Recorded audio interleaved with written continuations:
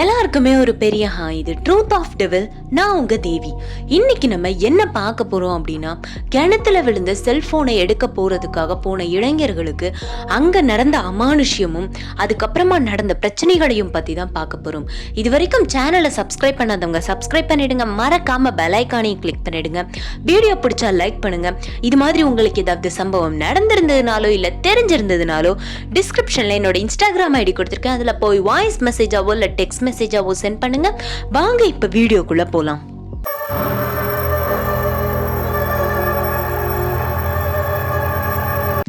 So என்ன நடந்துச்சு அப்படின்னா, இது நடந்தது 2021. இது நாகர்கோவில், திருநெல்வேலியில இருக்கக்கூடிய நாகர்கோவில்ல பக்கத்துல இருக்கக்கூடிய ஒரு கிராமத்துல நடந்த கதை தான் இது. யாருக்கு அப்படின்னா 4 இளைஞர்களுக்கு, கதிர், சிவா, சரவணன், சங்கர், இந்த 4 பேருக்கும் நடந்ததுதான். இந்த விஷயத்த நம்ம கிட்ட சொன்னது யாருன்னா சரவணன் அப்படின்ற அந்த வாலிபர் தான் நம்ம கிட்ட இதை சொன்னாங்க. அவங்கள பத்தி சொல்லணும்னு, 4 வாலிபர்களுமே இந்த கட்டிட தொழிலுக்கு போகக்கூடியவங்க. அந்த மாதிரி வேலைகளுக்கு எல்லாத்துக்குமே இந்த கான்ட்ராக்ட் பேஸ்டா வேற ஊருக்கு அந்த மாதிரி போகக்கூடியவங்க. ஸோ அப்படி போறவங்க அந்த நாகர்கோயிலுக்கு பக்கத்துல இருக்கிற கிராமத்துக்கு போயிருக்கிறாங்க. அப்படி அந்த கதிர், சிவா, சங்கர், சரவணன் இந்த 4 பேருமே ஃப்ரெண்ட்ஸ் தான். 4 பேருமே ஒரே மாதிரி வேலை பார்த்துட்டு இருக்காங்க. அதுல கதிர் அப்படின்றவர் தான் அங்கே வேலை பார்க்குற எல்லாருக்குமே ஒரு சூப்பர்வைசர் மாதிரி. அதாவது அங்கே இவங்க 4 பேர் மட்டும் வேலை பார்க்கல, அவங்க கூட இன்னொரு 4-5 பேரும் தான் ஒரு வீடை கட்டுற வேலையில இருக்கிறாங்க. அதில் இந்த கதிர் அப்படின்றவங்க எல்லாரையுமே பார்த்துக்குவாங்க. எல்லாரும் கரெக்டாக வேலை பார்க்குறாங்களா அந்த மாதிரி பார்க்கக்கூடியவங்க. அதில் அந்த சிவா அப்படின்ற அந்த வாலிபர் எப்படின்னா, அவர் அதிகமாக அந்த ஃபோன் எல்லாமே யூஸ் பண்ணக்கூடியவங்க. ஸோ அப்படி தான் அன்னைக்கு என்ன நடந்துச்சு அப்படின்னா, அன்னைக்கு அவங்க போன அந்த கிராமத்தில் ஒரு பெரிய கோவில் கொடை நடக்குது. அப்படி கோவில் கொடை நடந்துட்டு இருந்த நேரத்துல தான் இவங்க இங்க இவங்களோட வேலையை பார்த்துட்டு இருக்கிறாங்க. அப்படி பார்த்துட்டு இருக்கும்போது இந்த சிவா அப்படின்ற இந்த வாலிபர் அவரோட போனை நோண்டிட்டு இருந்திருக்கிறாரு. போனே ரொம்ப நேரம் பார்த்துட்டு இருக்க போய் கதிர் பார்த்துட்டாரு. பார்த்த உடனே கதிர் இவங்களை திட்டுறாங்க. என்ன நீ வேலை பார்க்காம என்ன இப்படி பண்ணிட்டு இருக்க, ரொம்ப தான் பண்ணிட்டு இருக்க, ஒரு நேரம் கூட வேலை பார்க்க மாட்டேற அப்படின்னு கண்ட மெனிக்கு திட்டவுமே இவர் சிவாக்கு ரொம்ப கோவம் வந்துருச்சு. ஆல்ரெடி சிவா எப்படின்னா ரொம்ப முன்கோபக்காரர். அதனால என்ன பண்ணிட்டாங்க, கோவத்துல தன்னோட செல்போனை எடுத்து அவர் அந்த கிணத்துல பக்கத்துல ஒரு கிணறு இருந்திருக்கு. அவங்க வேலை செய்யற இடத்துக்கு பக்கத்துல அந்த கிணத்துல தண்ணியுமே ஓரளவுக்கு நிறைய இருந்திருக்கு. அந்த கிணத்துல தூக்கி அந்த செல்போனை போட்டார். அவர் கிணத்துல போடணுன்றதுக்காக போடல, சும்மா தான் எரிஞ்சிருக்கிறாங்க. அது அந்த தெரியாம அவர் கவனிக்காம அந்த கிணத்துல போய் விழுந்துருச்சு. விழுந்த உடனே சிவாக்கு இன்னும் கொஞ்சம் கோவம் வந்துருச்சு. என் செல்போனோட விழுந்ததுக்கு நீதான் காரணம், போய் நீ எடுத்துட்டு வர போறியா இல்லையா அப்படின்னு சொல்லி கதிரை ரொம்ப திட்ட ஆரம்பிச்சிட்டாங்க. கதிருக்குமே இது கொஞ்சம் கஷ்டமா போச்சு. ஐயோ, நம்ம செல்போன் விழும் அப்படின்னு நான் நினைக்கலையே. ஏன்னா என்னதான் இருந்தாலும் இவங்க ஃப்ரெண்ட்ஸ், 4 பேருமே க்ளோஸ் ஃப்ரெண்ட்ஸ் தான். அதனால இவர் தெரியாம விழுந்துருச்சு அப்படின்னு இவர் யோசிக்கிறாரு. சரி, கிணத்துல போய் எடுத்துடலாம். அது செல்போன் வாட்டர் ப்ரூஃப், ஸோ அதனால கண்டிப்பா நமக்கு யூஸ்ஃபுல்லா இருக்கும், கிணத்துல இருந்து எடுத்துடலாம் அப்படின்னு சொல்லிட்டு 4 பேருமே திட்டம் போடுறாங்க. அப்படி போட்டுட்டு அந்த ஊர்க்காரங்க கிட்ட கேட்குறாங்க. ஏன்னா கிணத்துல எவ்வளோ ஆழம் இருக்கும், ஏதாவது பிரச்சனை இருக்கான்னு எல்லா டீட்டெயில்ஸும் கேட்டால் தானே நம்ம கிணத்துல தைரியமாக இறங்க முடியும். அதனால அந்த ஊர்க்காரங்க கிட்ட கேட்கும்போது அவங்க என்ன சொல்லியிருக்காங்கன்னா, இங்கே பாருங்க தம்பி, கிணத்துக்குள்ளே இறங்காதீங்க, நாளைக்கு உங்களுக்கு நாங்கள் மோட்டர் வச்சு கூட நாங்கள் அந்த செல்ஃபோனை நாங்கள் மோட்டர் வச்சு தண்ணியை வெளியே எடுத்து நாங்கள் அந்த செல்ஃபோனை உங்களுக்கு நாங்கள் கண்டுபிடிச்சு தரோம். ஆனால் இங்கே கிணத்துல மட்டும் இறங்கவே இறங்காதீங்கன்னு அந்த ஊருக்காரங்க சொல்லியிருக்கிறாங்க.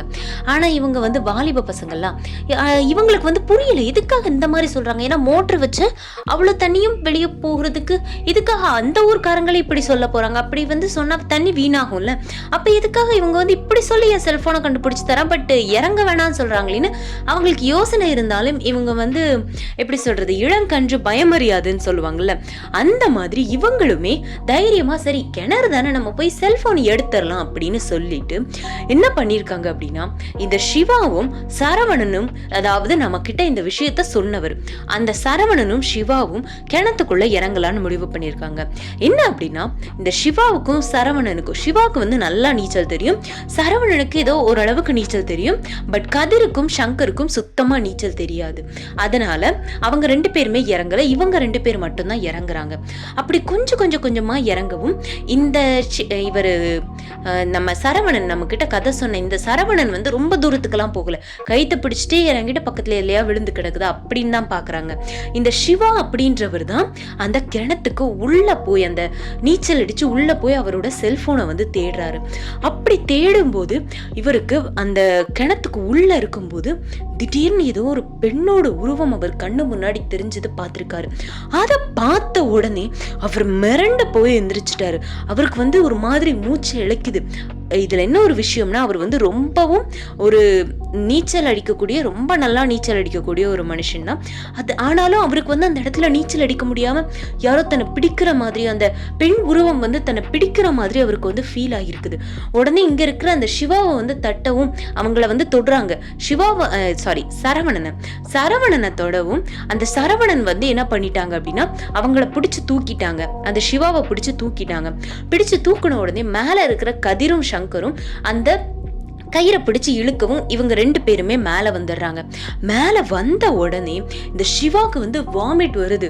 அவர் வாமிட்டா எடுத்துட்டு இருக்காரு. அப்புறம் கொஞ்ச நேரத்துல அவர் மயங்கி கீழேயே விழுந்துட்டாரு. யாருக்கும் என்னவும் புரியல. ஏன்னா இந்த ஊர்ல வந்து இந்த நீச்சல் போட்டி, இந்த வாலிப பசங்கள்லாம் நீச்சல் உள்நீச்சல் எவ்வளவு நேரம் இருக்க முடியும்னு போட்டிலாம் வைப்பாங்கல்ல, அப்படி போட்டி வைக்கிறதுல கூட இவர் தான் ஃபர்ஸ்ட் வரக்கூடியவர். அந்த அளவுக்கு ரொம்ப நல்லா நீச்சல் தெரிஞ்சவர். ஏன் இப்படி கொஞ்ச நேரம் உள்ள போயிட்டு வந்ததுக்கு இந்த அளவுக்கு மூச்சு வாங்குறாரு, இப்படி மயங்கி விழுந்துட்டாருன்னு யாருக்கும் புரியல. அதுக்கப்புறமா ஹாஸ்பிட்டல்ல போய் சேர்த்து கொஞ்ச நேரத்துல எல்லாமே சரியா போச்சு. அதுக்கப்புறமா சரியா போனதோட தான் இவங்க சரின்னு சொல்லிட்டு அந்த செல்போனும் கிடைக்கல. சரி போனது போகட்டும், இதுக்கு மேல தேட முடியாதுன்னு சொல்லிட்டு விட்டுட்டாங்க. இதுல என்ன ஒரு விஷயம்னா, இந்த சிவா தான் வந்து அந்த கிணத்துக்கு கீழே வந்து அந்த ஒரு பெண் உருவத்தை பார்த்ததோ இல்ல அது தன்னை பிடிச்சு இழுத்ததையோ இவர் சொல்லல. நான் வந்து ஏதோ ஒரு கொடியில மாட்டிக்கிட்டேன்னு நினைக்கிறேன், அதனாலதான் இப்படி ஆகிடுச்சு அப்படின்னு மட்டும்தான் அவங்க ஃப்ரெண்ட்ஸ் கிட்டயும் ஊர்க்காரங்க கிட்டேயும் சொல்லியிருக்காங்க. ஆனா ஊர்க்காரங்க இதை நம்பல. ஏதோ ஒரு சந்தேகத்தோடு தான் அவங்கள பார்த்துட்டு அவங்களும் போயிட்டாங்க.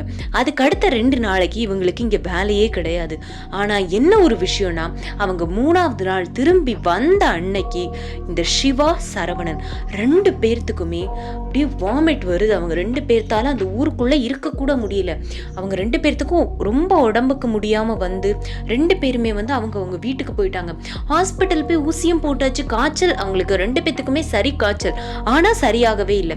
ஊசி போடுறாங்க, என்னென்னமோ பண்றாங்க, அவங்களால சாப்பிட முடியல, ஒழுங்கா தூங்க முடியல, இப்படி பல பிரச்சனைகள். இந்த நேரத்துல சரவணனுக்கு என்ன ஆகிருக்குது அப்படின்னா, அவருக்கு அதிகமான தூக்கமே வரதில்லை. ஒரு நாள் அவர் ரொம்ப அசந்து ரொம்ப நாள் கழிச்சு அப்பதான், ஏன்னா அவருக்கு வந்து அடிக்கடி தூக்கமே வரமாட்டேங்குது, அந்த அளவுக்கு அவருக்கு பிரச்சனை ஆயிடுச்சு. திட உணவுல அவங்களால கொடுக்க முடியல. பால் தான் அவருக்கு வந்து உணவாவே அவங்க கொடுத்துட்டு இருக்காங்க அவங்க வீட்டுல உள்ளவங்க. அப்படி ஒரு நாள் அவர் தூங்கிட்டு இருக்கும்போது அவரோட கனவுல அந்த ஒரு பெண் வந்து அவங்க வீட்டுக்குள்ள வந்து இவர் பக்கத்துல இருக்கிற மாதிரி இவருக்கு வந்து கனவு வந்திருக்கு. உடனே டக்குன்னு முழிக்கிறாரு. காரணம் என்னன்னா, அந்த பெண்ணை இவர் வந்து இதுக்கு முன்னாடி பார்த்ததே இல்லை. அப்படின்ற பட்சத்துல இவங்களுக்கு எப்படி, தனக்கு எப்படி இந்த மாதிரி தெரியாத பெண்லாம் வராங்கன்னு சொல்லிட்டு யோசிச்சிருக்காரு. அப்பவும் அவர் வந்து அதை ஃப்ரீயா விட்டுட்டாரு. ஆனா அடுத்த நாள் இதே கனவு யாருக்கு வந்திருக்குன்னா, சரவணனோட அம்மாவுக்கும் வந்திருக்கு. அவங்க அம்மாவும் வந்து இந்த மாதிரி சொல்லவும் இவங்களுக்கு வந்து சந்தேகம் ஆயிடுச்சு. உடனே இவங்க வந்து நடந்த அத்தனை விஷயத்தையும் அவங்க அம்மா கிட்ட சொல்லிட்டாங்க. இந்த மாதிரி நாங்க வந்து போயிருந்த இடத்துல இப்படிலாம் ஆயிடுச்சு அப்படின்னு. அவங்க சொன்ன உடனே இவங்க வந்து திட்ட ஆரம்பிச்சிட்டாங்க. ஊர்க்காரங்க அவ்வளவு சொல்லியிருக்காங்க, திரும்பவும் நீயும் அவனும் எதுக்காக அந்த கிணத்துக்குள்ள இறங்குனீங்க, உங்களுக்கு இது வேண்டாத வேலை தானே அப்படின்னு சொல்லி அவங்க அம்மா 2 பேர்த்தையுமே ரொம்ப திட்ட ஆரம்பிச்சிட்டாங்க. அதுக்கப்புறமா சரி என்னதான் விஷயம்னு முதல்ல கேட்டுட்டு அதுக்கப்புறமா அதுக்கு ஏதாவது பண்ணலாம் அப்படின்னு சொல்லி என்ன பண்ணிருக்காங்க அப்படின்னா, அந்த ஊருக்கு திரும்பவும் அந்த சரவணனோட அம்மா அப்பாவும் சிவாவோட அம்மா அப்பாவும் போயிருக்கிறாங்க. அப்படி போயிட்டு அந்த ஊர்க்காரங்க கிட்ட இந்த விஷயத்த சொல்லி கேட்கும் போதுதான் அங்க என்ன நடந்துச்சுன்னே தெரிய வருது. ஏன்னா நான் வந்து ஏற்கனவே சொல்லியிருந்தேன், அவங்க வேலை பார்க்க போன அன்னைக்கு அந்த ஊர்ல கோவில் கூடன்னு. அதுக்கு சரியா முந்தின வருஷம் அதே நாள் கோவில் திருவிழால ஒரு பெண் வந்து தீராத வயிறு வலி காரணமா அவங்க வந்து சொல்றது, ஊர்க்கார ஊர்க்காரங்க வந்து அதை தான் சொல்றாங்க. ஒரு மிடில் ஏஜ்டு விமன், ஒரு 30-40 வயசுக்குள்ள இருக்கக்கூடிய ஒரு பெண் தான். அந்த பெண் பேரு வந்து சுமதி. அந்த பொண்ணு வந்து தீராத வயிறு வலி காரணமா அந்த பொண்ணால முடியாம அந்த பொண்ணு வந்து அந்த கிணத்துக்குள்ள விழுந்து சூசைட் பண்ணிக்கிட்டாங்க. அந்த மாதிரி அந்த ஊர்க்காரங்க சொல்லியிருக்காங்க.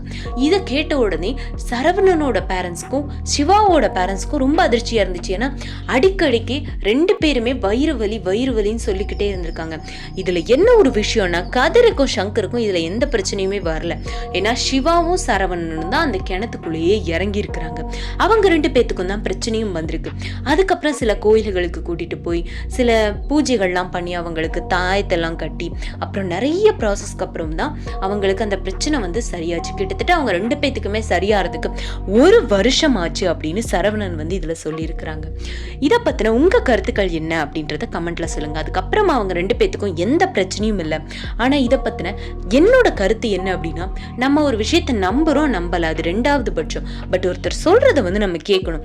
தெய்வ சக்தி இருக்கிற இடத்துல கண்டிப்பா தீய சக்தியும் இருக்கும். நம்ம தெய்வ சக்தியை நம்புறோம் அப்படின்ற பட்சத்துல கொஞ்சமாவது தீய சக்தியும் இருக்கும். அதனால மத்தவங்க எதை சொன்னாலும் உதாசீனப்படுத்தாம கொஞ்சம் காது கொடுத்து கேட்கறது நமக்கு நல்லது. ஏன்னா நம்ம நல்லதுக்கு கூட சில பேர் சொல்லலாம்ல.